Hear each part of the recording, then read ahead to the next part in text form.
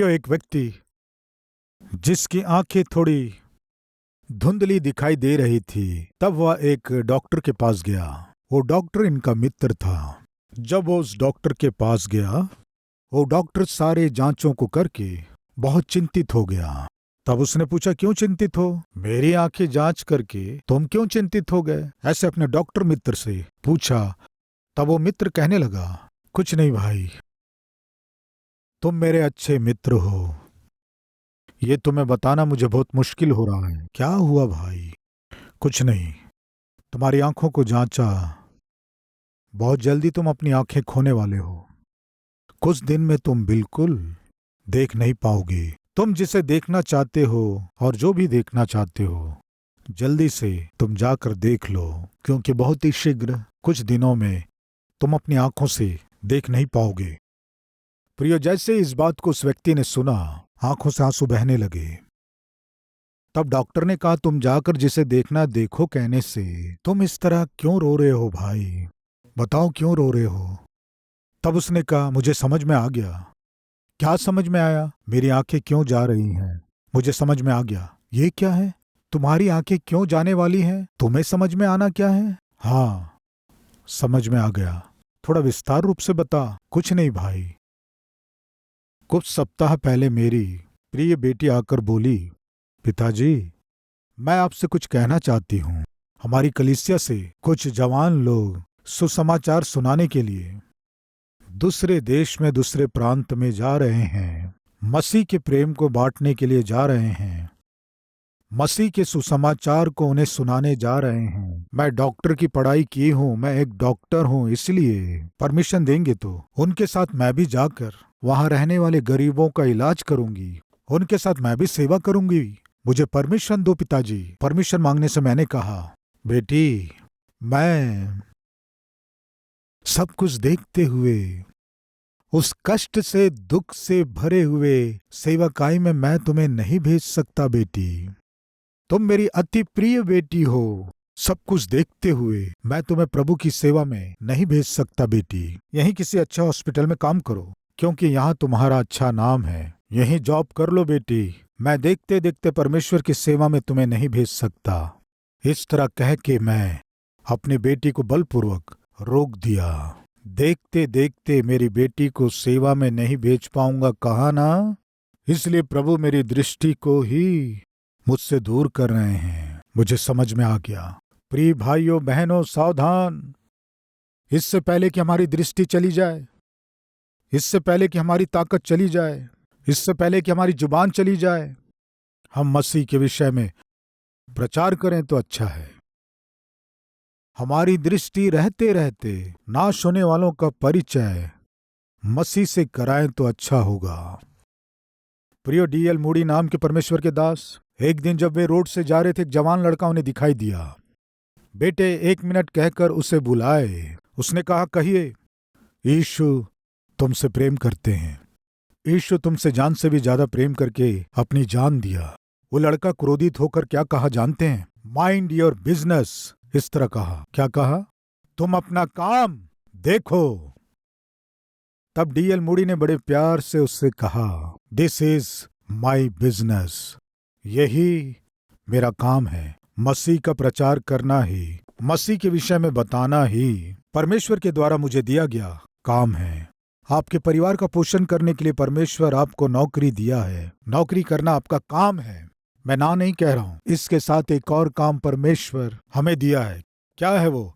उनकी ओर से इस संसार में मैं और आप परमेश्वर के गवाह बने, इसलिए हमें काम दिए हैं।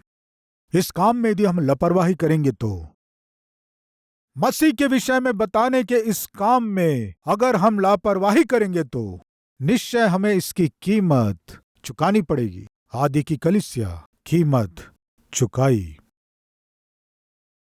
आप ध्यान से जांचेंगे तो 8वें अध्याय के बाद आदि की कलीसिया जाकर यहूदिया प्रांत में सुसमाचार सुनाई।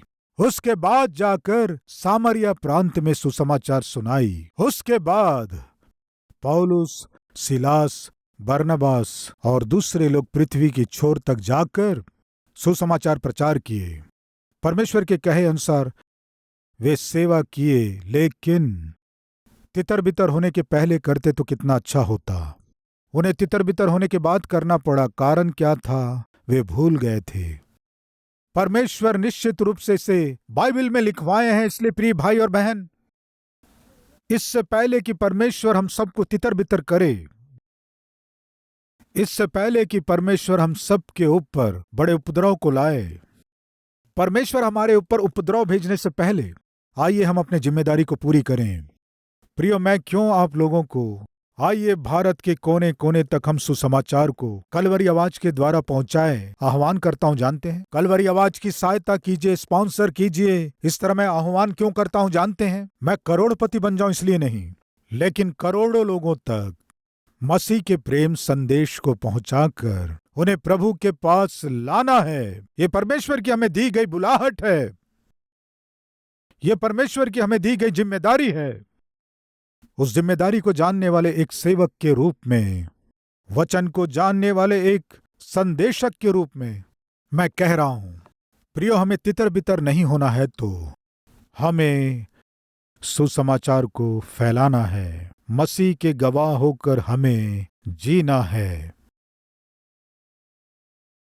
अगर ऐसे नहीं जिएंगे तो हमें निश्चित रूप से कीमत चुकाना पड़ेगा। प्रियो पिता वही कह रहा है। मुझे समझ में आ गई। क्यों मेरी आंखें अब दिखाई नहीं देंगी? मुझे समझ में आ गया। मेरी बेटी प्रभु का गवाह होकर जीऊंगी, प्रभु के लिए काम करूंगी। सुसमाचार सुनाने वाले टीम के साथ मैं भी जाऊंगी।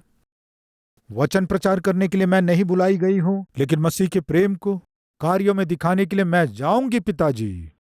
कहने से देखते देखते तुम मेरी प्रिय बेटी हो, मैं तुम्हारे बिना नहीं रह सकता, इतनी दूर मैं तुम्हें नहीं भेज पाऊंगा कहा। इसलिए परमेश्वर मैं देख ही ना पाऊं, इस तरह कर रहे हैं।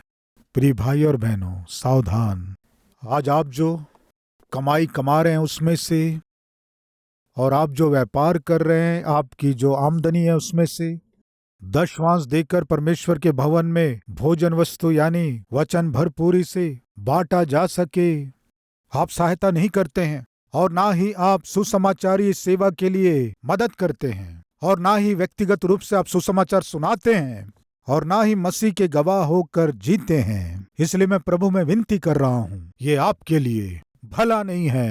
प्रिय भाइयों बहनों, हम अपने जिम्मेदारी को निभाएं। भारत देश के 29 राज्यों में जिस राज्य में जो भाषा बोली जाती है उसी भाषा में मसीह के सुसमाचार को पहुंचाना हमारी जिम्मेदारी है। इस सत्य को, इस वास्तविकता को ना भूलें। प्रभु में विनती कर रहा हूं। प्रियो, आइए फिर से एक बार हम पढ़ेंगे प्रेरितों के काम 8वां अध्याय, उसके 4 वचन से पढ़ेंगे। जो तितर बितर हुए थे वे सुसमाचार सुनाते हुए फिरे, वे संगति से दूर हो गए। प्रेरितों की शिक्षा और उनकी कलीसिया की संगति, रोटी तोड़ना, प्रार्थना करना, इन सब में वे आनंदित होते रहे, लेकिन सुसमाचार सुनाए बिना, यहूदिया के लोगों को सुसमाचार ना सुनाकर, सामरिया में नाश होने वाले लोगों की ओर ध्यान ना देकर, आत्मिक जीवन में इससे भला और क्या है हमारे लिए, ये सोचकर वही जीवन बिता रहे थे। परमेश्वर क्या किए जानते? उस कलीसिया को तितर बितर कर दिए, बड़े उपद्रव को अनुमति दिए। जब उपद्रव हुआ, फिलिपुस नाम का चेला क्या किया देखेंगे, बाइबल में है। आइए 5वां वचन। और फिलिपुस सामरिया नगर में जाकर लोगों में मसीह का प्रचार करने लगा। किस नगर में गया? सामरिया नगर में गया। क्यों जाना पड़ा उसे? ये परमेश्वर की इच्छा थी। लेकिन कब गया? तितर बितर होने के बाद। प्रियो, परमेश्वर हमें तितर बितर करने के बाद या कोई बड़े उपद्रव को हमारे ऊपर अनुमति देने के बाद, हम जिन आशीषों को पाए हैं उन आशीषों को पकड़कर उन्हीं में आनंदित हैं, तो उन आशीषों को परमेश्वर हिला के रख दें उसके बाद क्या तब हम प्रभु की सेवा में जाएंगे? या फिर इस सत्य को जानकर, इस वास्तविकता को जानकर कुछ समय को हमारे रिश्तेदारों के साथ, हमारे मित्रों के साथ, सहकर्मियों के साथ थोड़ा समय अलग करके 2000 वर्ष पहले क्या घटना घटी, मसीह के उस सच्चे सुसमाचार को, त्याग से भरे हुए उस प्रेम संदेश को बांटने की कोशिश करने से कितना अच्छा होगा। इस तरह करने से क्या होगा, आइए देखें 8वां वचन। और उस नगर में बड़ा आनंद छा गया, सामरिया नगर आनंद से भर गया। कारण जानते हैं, सुसमाचार प्रचार किया गया। प्रियो ध्यान से सुने, एक लड़का अपनी मां से हमेशा घृणा करता था, द्वेष करता था, नफरत करता था। जन्म तो दी लेकिन वो मुझे पाल नहीं सकी। जब पाल नहीं सकती थी तो जन्म क्यों दी? जन्म देकर मुझे अनाथ छोड़कर चली गई। कहाँ गई होगी, किसके साथ गई होगी? इस तरह कहते हुए उसे कोसते हुए घूमता था। कारण क्या है कि उसकी माँ कौन है वो नहीं जानता था। अपनी माँ को कोसते हुए, निंदा करते हुए घूमने वाला ये लड़का एक दिन चबूतरे में एक दादा बैठा था तो उसके पास जाकर बैठ गया। बातचीत करने लगा। बातचीत करते समय उसकी माँ के विषय में बात उठी। तब वो अपनी माँ को भला बुरा कहने लगा। तुम क्या जानते हो दादाजी मेरी माँ के विषय में? वो पैदा करके चली गई, मुझे पाल नहीं सकी, पता नहीं कहाँ गई होगी, पापी स्त्री। जब पाल नहीं सकती थी, माँ का प्यार नहीं दे सकती थी, तो पैदा करने की क्या जरूरत थी? जब वो अपनी माँ के बारे में इतना बुरा कह रहा था तो दादा सुनकर पूछा, तुम अपनी माँ के बारे में इतना बुरा कह रहे हो, असली में तुम कहाँ रहते हो? वही दादाजी, उस पास की गली में। पास की गली में? पास की गली में कहाँ रहते हो? वही उस गली के आखिरी घर में। वो जो बहुत पहले जल गया था? हाँ, वही जो जलकर राख हो गया था। हाँ, उसी घर में मर रहा हूं मैं। क्या बोले?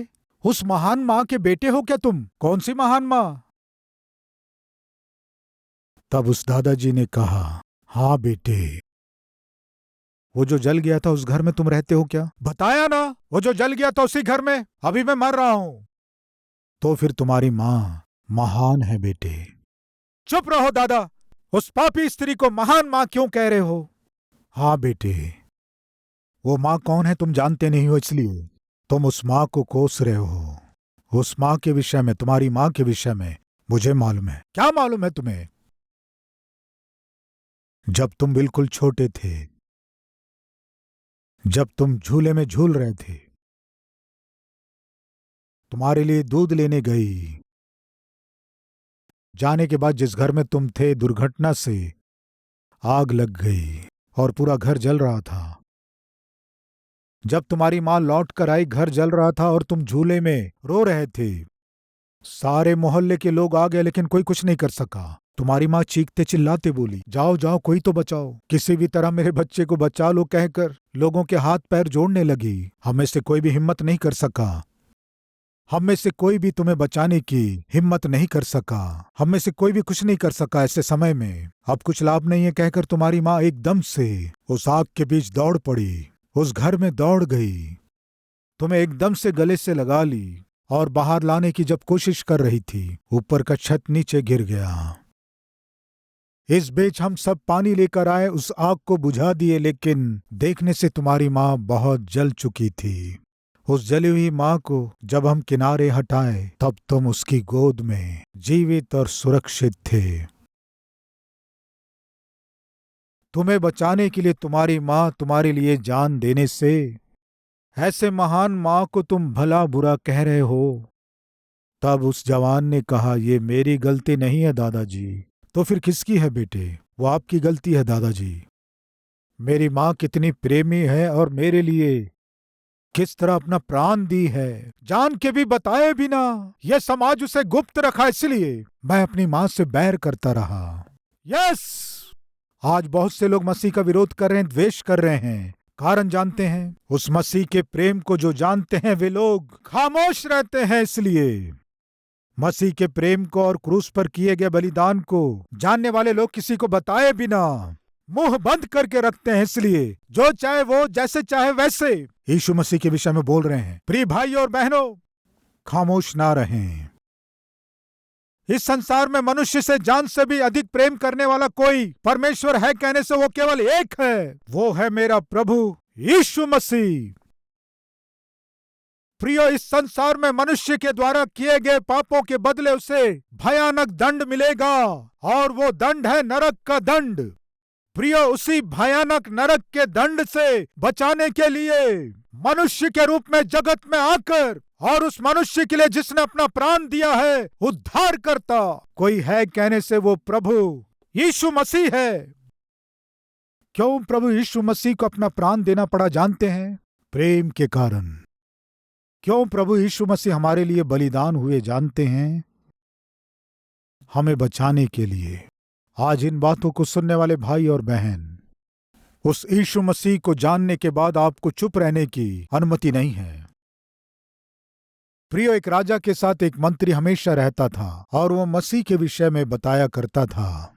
राजा यीशु मसीह सामान्य परमेश्वर नहीं है, वो बहुत ही प्रेमी है, अद्भुत परमेश्वर है, आश्चर्यकारी, अद्भुत युक्ति करने वाला है। आप यीशु के विषय में नहीं जानते हैं, इसलिए आप कई बार यीशु के विषय में आप विरोध करते हैं। क्या है यीशु की विशेषता? वे मनुष्य से जान से भी अधिक प्रेम किए। जब मनुष्य नाश हो रहा था, वो प्रभु स्वयं स्वर्ग से उतर आकर मनुष्य के सारे पापों को अपने ऊपर उठाकर क्रूस पर अपने प्राण को त्याग दिए। अरे चुप रहो। अगर लोग किसी कष्ट में पड़ जाए तो परमेश्वर को क्यों उतर के आना है? अवतार लेने वालों को भेज सकते हैं ना, नबियों को भेज सकते थे ना, उनको ही क्यों उतर के आना पड़ा? वो जब इस तरह विरोध में प्रश्न करता था तो मंत्री सोचता था इसे कैसे उत्तर दूं। एक दिन राजा, मंत्री, सेनापति और कुछ सैनिक एक झील में यात्रा करते हुए जा रहे थे। इस तरह छुट्टियों की यात्रा में जब वे निकले, तब राजा उस झील में छुट्टियों की यात्रा में जब जा रहे थे, तब राजा जब देखा तो किनारे राजा का छोटा बेटा उस झील के किनारे खेल रहा था, राजभवन के पीछे। खेलते खेलते राजा देख ही रहा था, पैर फिसलकर वो बेटा झील में गिर गया। जैसे ही उसका अति प्रिय पुत्र उस झील में गिर गया, एकदम से राजा पानी में कूद पड़ा।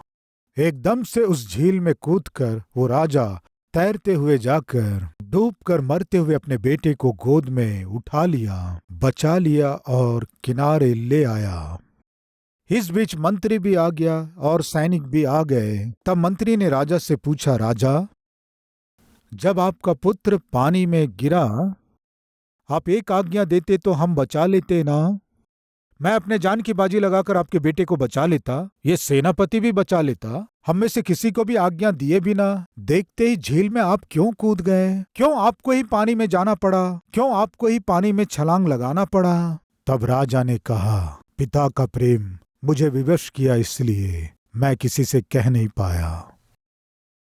पिता का प्रेम विवश किया, इसलिए मैं तुम्हें आज्ञा नहीं दे पाया। मरते हुए मेरे बेटे को देखकर एकदम से मुझे पानी में जाना पड़ा, एकदम से मुझे छलांग लगाना पड़ा। तब मंत्री ने कहा, उस पिता के प्रेम के कारण ही स्वर्ग से संसार में प्रभु यीशु मसीह को इस संसार में भेजना पड़ा। यीशु मसीह के प्रेम के विषय में वर्णन करना है तो लिखी गई किताबें इस संसार में समाएंगी नहीं। प्रिय, इसलिए प्रेरित पौलुस कहते हैं, यदि मैं सुसमाचार ना सुनाऊं तो मुझ पर हाय, यदि सुसमाचार ना सुनाऊं तो मुझे क्लेश होगा। प्रियो, आज यदि हम सुसमाचार नहीं सुनाएंगे तो हमें क्लेश होगा। इस सत्य को जानकर सुसमाचार को बांटने के लिए, आप जहां रहते हैं प्रभु के गवाह होकर जीने के लिए, मसीह पापी मनुष्य के लिए क्रूस पर क्या किए हैं उसे दूसरों को बताने के लिए अपने आप को सौंपेंगे क्या? हाँ कहने वाले मेरे साथ प्रार्थना करेंगे। आइए प्रार्थना करें।